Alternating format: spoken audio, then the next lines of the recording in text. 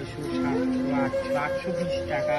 বন্ধু চল, এদের নতুন সিনেমা বেরিয়েছে, চল দেখে আসি।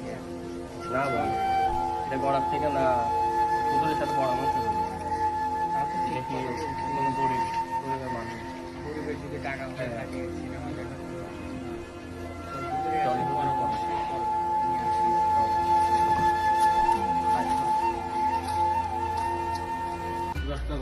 আসসালামু আলাইকুম। কথা বলতে পারি।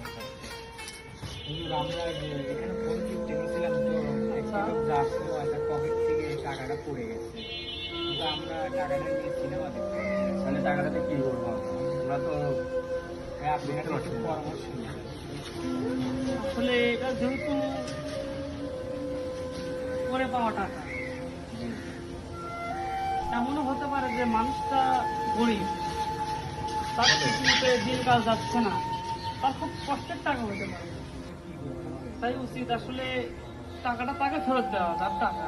যদি এটা না হয় তাহলে এর সাথে আর কিছু টাকা লাগায়, এখন 5 টাকা হোক আর 10 টাকা হোক, তাকে বা ভালো কোনো জায়গায় দান করে দেওয়া উচিত, ভালো কোনো একটা জায়গায়। এতিমখানায়। হ্যাঁ, কোনো এতিমখানা বা মাদ্রাসা, এটা করা উত্তম হবে। এটা সবচেয়ে উত্তম হবে।